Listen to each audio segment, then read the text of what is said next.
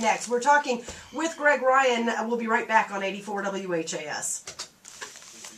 Did that answer your question? No, you did. But you're like my therapist right now because I'm asking you all the questions that I want to know for me. Oh, well, but hey, I mean, seriously, it's like, how do you? And I want to talk about this on the air. It's, I am such a fly by the seat of my pants person and always have been. This show, prime example.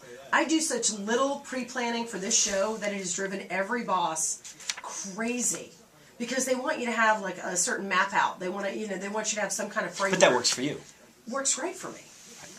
In this area of my life, it works great for me. But obviously, in the health and fitness area of my life, it does not work, It doesn't work for me. So how do I have that in one area of my life and not have more discipline in another part of my life? Well, it's personal. Yeah. This is personal. And willpower, you got these things that we're going to talk about in the Truth or Consequence book, is the barriers. So willpower comes from feeling like you deserve it. It comes from fear that just because you can't see it. That's why diabetes is so bad, because you can't see it. So fear is a big willpower. I didn't have willpower. I was raised on a farm. I had discipline, but I didn't have self-discipline. And I talk about that in my personal story. And I didn't want to go back, though. I got to the point where I didn't want to go back to the old Greg. So that created a willpower. And then I created a game within myself of I can do this, because nobody can do this for me. So it built on itself. But I had to go all the way back to the beginning and say, do I deserve this? And that's where, with women especially, the psychology is they don't feel they deserve it. Down deep inside they're going, and then fear of success. What if I lose 15 pounds? Do I really believe I can keep that off? Right. That's a big thing for me because I've been, my weight has always, I say that, what's funny is my weight has not always been an issue. But for me, it mentally was. Because even though I was 5'10", I still weighed 150 pounds. I mean, that was my weight for a very long time. I haven't seen that weight in a long time now at this point. But for me, I was never satisfied with that. But that was a perfectly healthy weight. Now on this side of it, I'm like, damn, I would really like to weigh that again. I don't think I ever will, but, I look at it now and I think to myself, I'm sorry, Buick? Oh, okay, at what time? Okay. So what's your definition of willpower? Yours. I'm sorry, say that again, Brian. Oh, I am going to toss to Bloomberg at 2740. Okay. The follow through for me. I think it follow through because I get started, I have great intentions, then I get tired and I'm running around like a crazy person and that's the first thing that goes. It's like, I think the willpower for me is the ability to make something a priority and keep it there. Because it tends to get shoved down the priority list really fast. So it's not really the willpower, it's the carrot in front of the willpower. Yeah, I guess. You got the willpower, so to speak. But if your carrot in front of you was fearful enough? Yeah. I mean, let's be real honest. Fear and pleasure. Most people are motivated by fear. Okay? So it's not going to happen to me. We get 40 years old and we get this delusional thing that when we were in 20s and 30s that we can do this for the rest of our lives and get away with it. Turn 40, all of a sudden the switch goes on. We're going, And I have a 19-month-old daughter. That for me has been a huge motivator. Willpower. So you got to find those, what will connect that willpower. In some cases, it's children. I won't do it for me, but I'll do it for my kid. And isn't that crazy? Whatever works. One of my girlfriends, we were talking about smoking because I smoked off and on for 15 years. And then I finally, my husband now is an anti-smoker. So that made it really easy for me to finally quit and be done and not smoke anymore. And she was saying, I smoked for years. My husband got cancer. And I'm like, sorry about your cancer. Sorry about your cancer. She goes, but as soon as I found out I was pregnant, boom. I was like, I'm done. And she said, I haven't smoked since, and her daughter's 23 now. And that's why I wrote the book, Why Wait?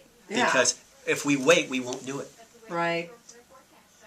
Okay, here we go. Okay? 84 WHAS. We're talking to Greg Ryan, who is, Greg, you have a varied background here. I mean, you've been a bodybuilder, you're a personal trainer, but you're also a physical therapist, are you not? You're also... which physical therapy school? Sorry, why don't I turn your microphone? Oh, Go ahead. Hell, can you hear me now?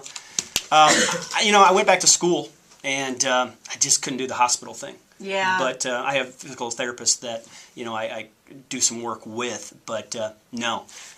But for you, it's a lot about the mind-body connection, and that's what I think a lot of people struggle with. I know I do. And during the break, we were talking about the concept of willpower, because that to me is what you hear, and you think to yourself, I just have to have the willpower to push myself away from the table. It seems so easy. I just need to push myself away from the table, and I need to have the willpower to stick with this. For me, willpower is great when I first get started, but I'm tired one day, I'm running around, I'm busy, and then all of a sudden all my great plans and ideas get shoved down and I order a pizza and all bets are off. How do you get past that? How do you motivate yourself? How do you keep that willpower to eat the right way and do the right things going? Well, we all have the willpower, so we got to find it inside of us. And I'm a props guy, and I brought some props in. But one prop I have is I have a lab coat in my office. I'm not a doctor. I play one on TV, but I'm not a doctor. But it's funny when the trainer dude outfit is on, people will listen to me a little bit. But when I put the doctor's thing on and say the same thing, their eyes light up. And so we got to figure out what brings that willpower out. So if I'm the doctor dude, and I say to you, you got 6 months. If you don't do something, you're going to get diabetes. What are you going to do? That willpower's there. Okay, you've got it mapped out. There's a fear motivation there. There's a consequence. And I wrote that in my book, Truth or Consequences. There's got to be, unfortunately, a fear of something being taken away from you for you to instantly find that willpower. We have it. But we think that it's not going to happen to me. When I was taking steroids, and I'm very open with that, I had a 26-year-old cousin to die of cancer and steroids. And I sat by his deathbed and I said, well, it's not going to happen to me. And I was doing the same thing that he was doing. But it wasn't going to happen to me. But it just wasn't in the luck of the draw. It wasn't the luck of the draw. So that willpower's there. It's unfortunately we got to, something in life has to bring that out. And I guarantee you, you'll do it. So let's get back to our conversation about resolutions. How do you set yourself up? You're goal setting, you're prepping for these resolutions. How do you move forward and make this the year that you make these resolutions for the last time? These particular resolutions for the last time? Well, we talked about this in the break, and one reason I wrote the book is that we wait, and if we wait for anything, we're not going to do it. So you really got to flip a switch, and you really got to say, well, this will happen to me if I don't do this. This will be the consequences. And I have to live with that. Like with me, with my motivation, people think, well, you're self-motivated. I think, no, I said, I don't want to go back to the old Greg. I was an overweight kid, no self-esteem. Doing a radio interview? Forget it. But I don't want to go back to that old guy. And so that's my motivation. And so, you have to realize that it could be different a year from now. Or 6 months from now in your life. Do you believe in the positive, they always say, close your eyes. Or the big one for me, for my roommates, was put a picture of you the way you used to look, the way you want to look, whatever, on the refrigerator. That just reminded me of how far I'd fallen.